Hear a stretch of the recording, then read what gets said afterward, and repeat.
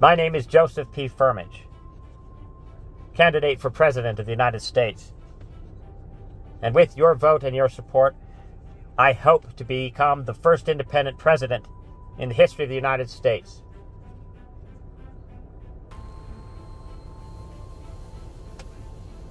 Let me set forth my agenda, if elected, your next president and commander-in-chief. As we look back and each of us examines how we have spent the last quarter century of our lives, as I have done, and perhaps this speech may motivate you to do the same.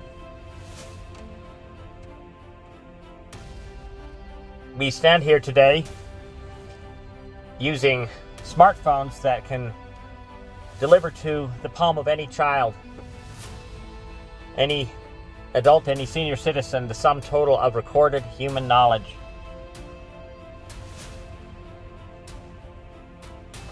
I spent a bulk of my career, 35 years of the past 70 or so, since the semiconductor was discovered in 1947. In the decades since, we have seen the rise of wondrous tools for computation, commerce, communications, entertainment. Virtually every vertical or horizontal line of business that you can imagine has been transformed through the rise of the internet economy. And that's where my professional career had its greatest root. My companies have helped build more than 50% of the Fortune 100's first internet commerce systems in the 90s. And I've never stopped working on the internet economy, and I think that, in fact, I know that what I'm bringing here as a path forward for the nation to heal the problems like inflation and available capital for businesses to grow, for entrepreneurs to get their kickstart in life, and indeed to give a new kickstart for Congress.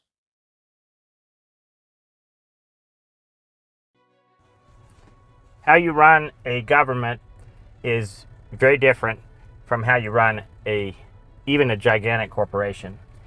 The rules and the ethos are different.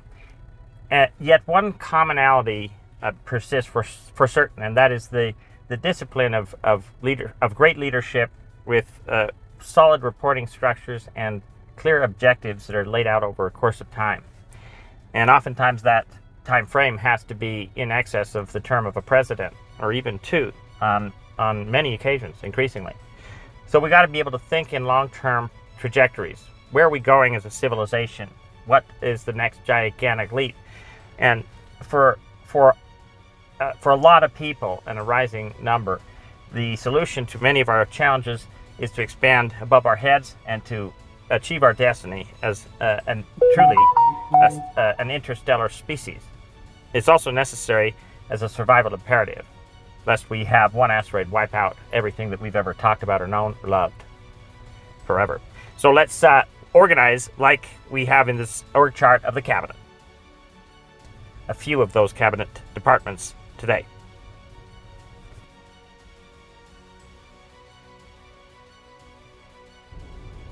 I shall endeavor to bring new security and protections against illegal immigration across our borders, particularly in the great southern states. There are new ideas to implement that type of immigration management that have not been discussed, and I will be bringing those new ideas to the table. I shall endeavor to bring new respect to those who serve our nation, our military men and women, as they serve abroad and when they come home to rejoin their families and to start new ones. Our veterans are going to help build our nation's fabric, our nation's future, through new opportunities to spend their entire lives after the service they provided to protect and serve us all.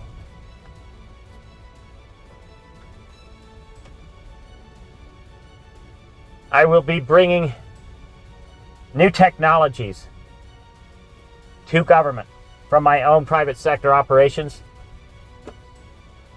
a portfolio of incredible technological advancements that will give us new clean propulsion engines that can send us to the moon in hours, to Mars in days, with gravity along the way. We'll be bringing new ways to transport ourselves from city to city. Cars that can fly are just over the horizon, quite literally. Over time, during this decade, we'll begin to ease the burdens of commuting on freeways and relieving the congestion that bedevils morning and evening commutes for so many citizens across our great land. We will be bringing new electricity generators into the marketplace, catalyzed by R&D from the government, put into the hands of private industry to take it and run with it. In my first term, we will tackle inflation strategically, systematically, not symptomatically, not with band-aids, but with real solutions that can last. Some great innovations have come to the table in recent years, and a cabinet department that is not often known for innovation, the Treasury Department, is going to be a center of innovation in a Firmage administration as we employ the magnificent new tools for electronic commerce and trade, auction and barter, brought back anew. With a modernized Treasury, we can do some remarkable things, my fellow citizens. Like, over this decade, let us bring down and down, closer and closer to zero, the personal income tax, your 1040 form, your personal taxes in this decade. Let's bring it down and down and down. How we're going to do that is the subject of what I bring to DC to talk about exactly how we're going to do that. And that's by making sure that the robotic economy pays into this charter fund over time. And I'm privileged and honored to have founded it. And I hope that many others with means will do the same thing. It's not impossible, friends. It is very possible. I come to DC, to this great moment,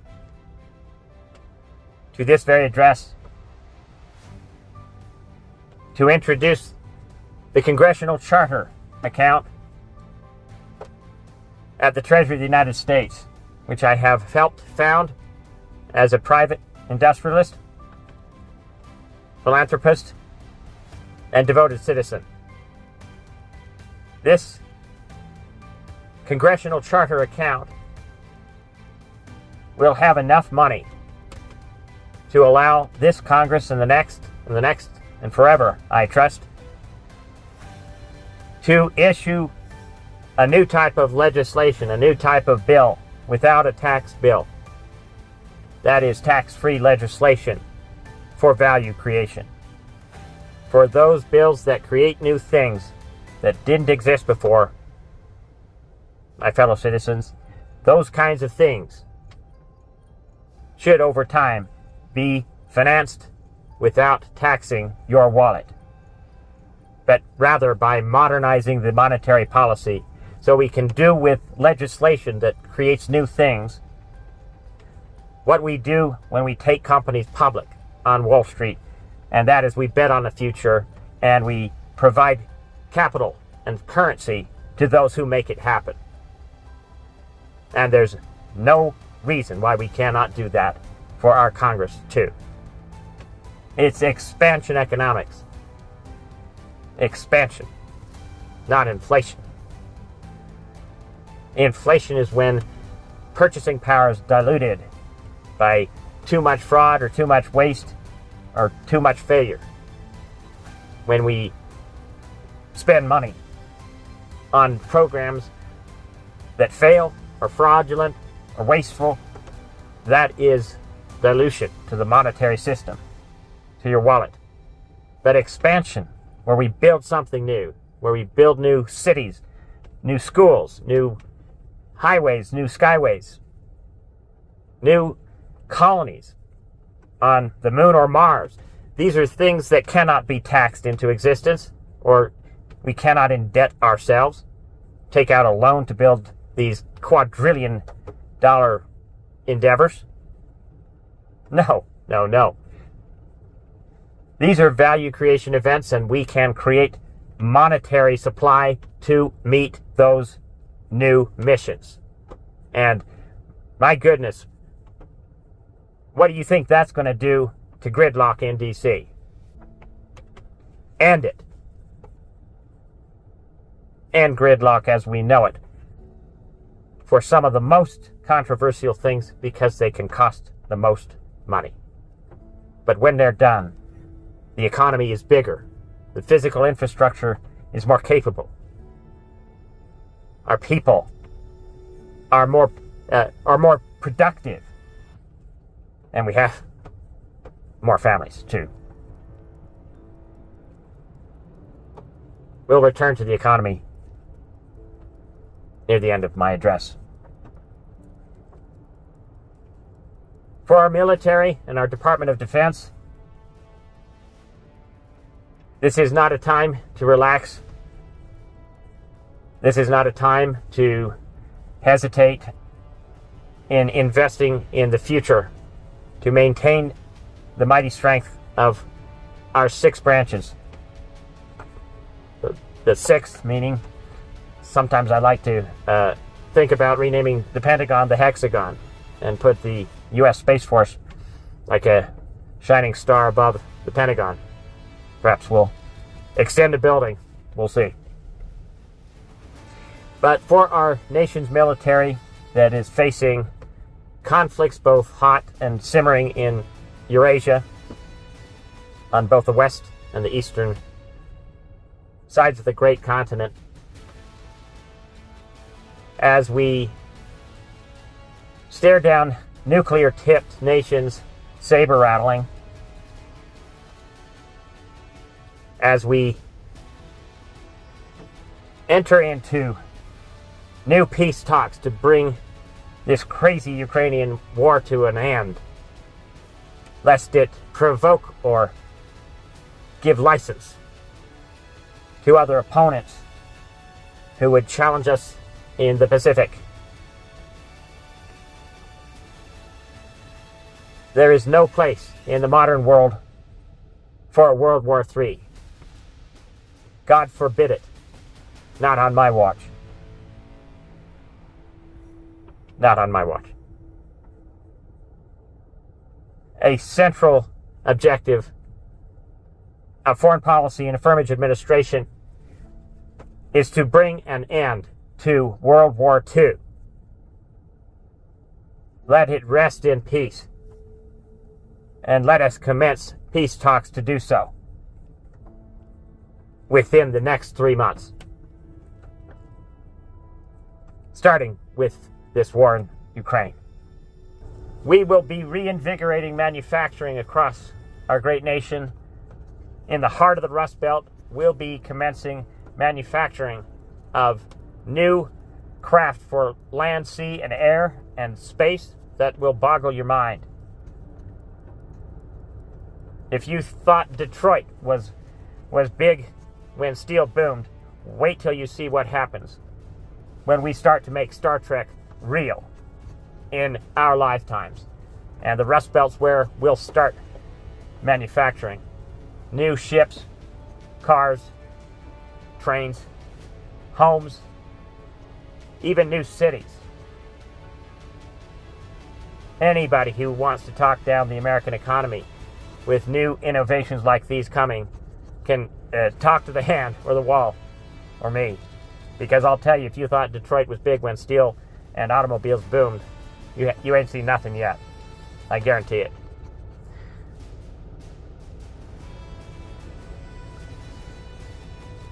We will be tackling inflation squarely in my first term with innovations in Treasury, in the Federal Reserve System, step by step, that have been well thought through as new types of digital currencies and the applications that power them have come to the table.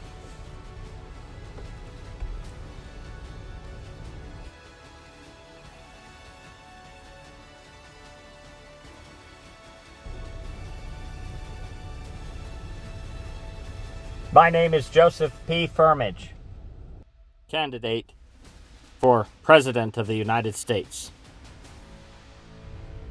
And I thank you for making my candidacy and me the first independent American presidency in history.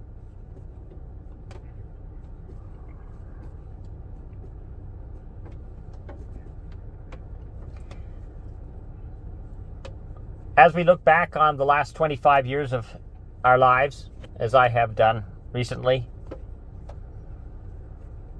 and some of you may be emboldened to do the same by virtue perhaps of this speech, I look back on a decision that I made to do a course correction on my career. In 1998, I was the chief executive of the world's largest engineering and digital arts firm, by far the largest in the world. And we were working on the first commerce systems for over half the Fortune 100 through dozens of offices in 10 nations. Indeed, my whole career has featured and has been focused on building advanced technologies that make our lives easier, that enable the frictionless commerce that you see through the apps that you have on these remarkable smartphone devices we all have. Indeed, we were building software to build apps before they were called apps, and I became something of a Navy brat, building software for helping our fleets test their armaments, their munitions, in the case that they are required by global events. Very proud of my service to our nation's military. 25 years ago was just about a third into my career when I was the chief executive officer of a company employing thousands of talented internet engineers and digital artists, building the first commerce systems for over 50% of the Fortune 100 worldwide. Remarkable teams, every one of them. And at that time, I could see through the eyes of my employees. It was US Web was the first real paperless company globally. And that kind of real-time access to the experiences at the desks of all of my employees working for so many great companies gave me a lot of insight into how the economy was evolving and how the state of the world in general was evolving at the same time with increasing speed and, in some cases, abrupt change. And the trajectory of our global society became the topic of most of my work since, in carrying forward the evolution of the internet economy, which we're going to talk about today, and the future of other advancements in fundamental science, especially in my field of scientific study, physics.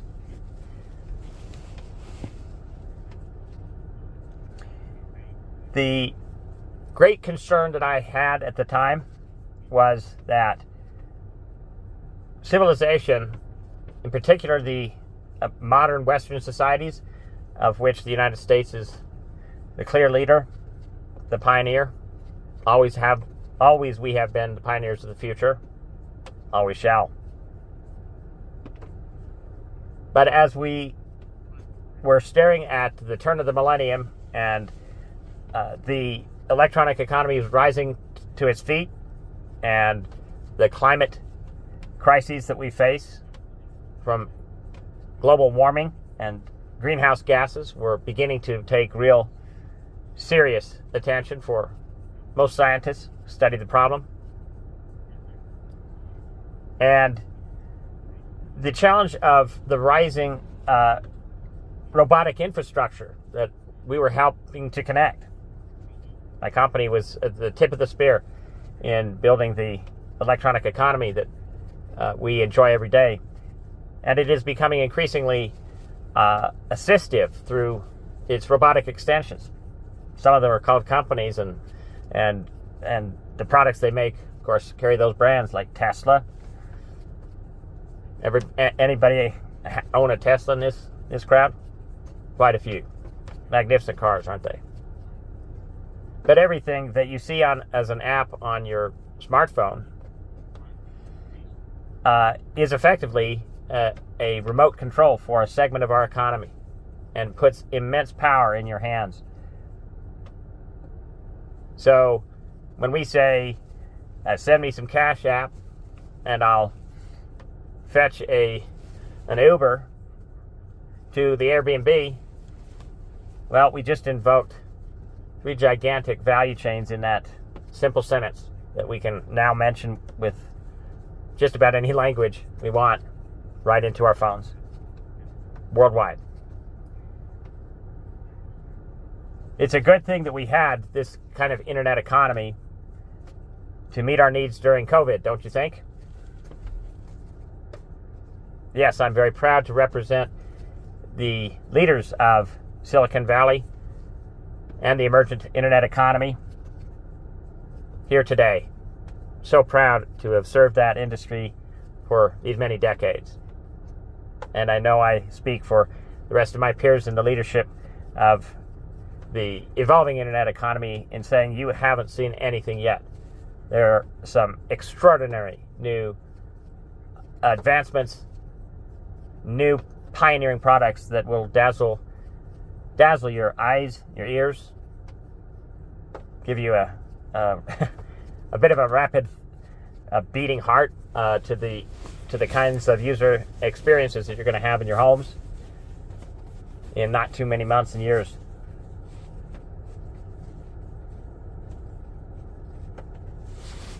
But with the rise of the robotic economy that's connected to it, many of us wonder, are these, new robots and artificial intelligence systems really going to eat our lunch,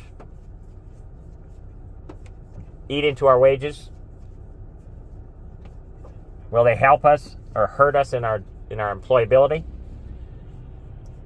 Well, I'm here to help answer some of those questions, and to fundamentally tell you that I believe that our most remarkable years are ahead, and anybody who wants to talk down the potential of the American economy had better meet me, because I'm here to tell you that we are going to light the flame on the American economy again. We are going to bring back manufacturing at a scale that makes Detroit look tiny. Across the Rust Belt, we are going to reignite manufacturing across the United States. We are going to be armed with new engines for breakthrough propulsion that can carry us to the moon in hours and to Mars in days, with gravity along the way.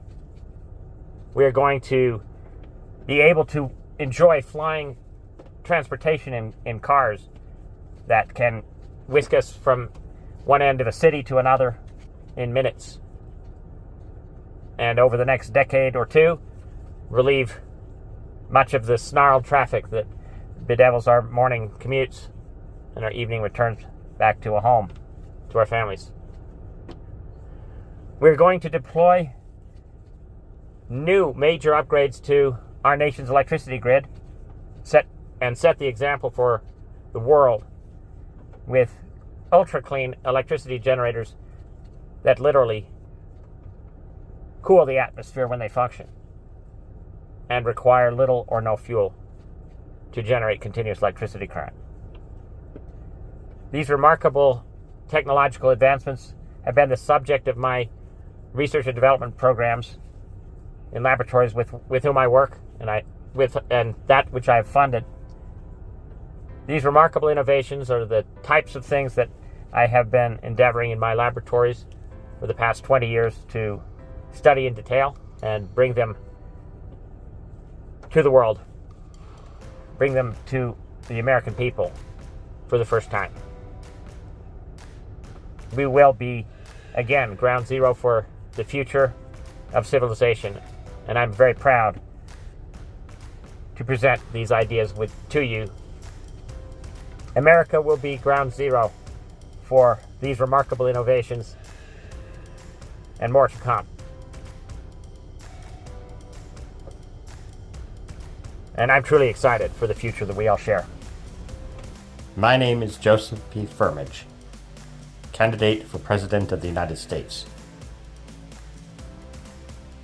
With your support and your vote, I look forward to serving you as the first independent president in the history of the United States. I shall unite American leadership, uplift our people at home and abroad, shelter those in need, welcome those who seek opportunity, and defend our sacred Constitution with all my might, mind, and soul. So help me God.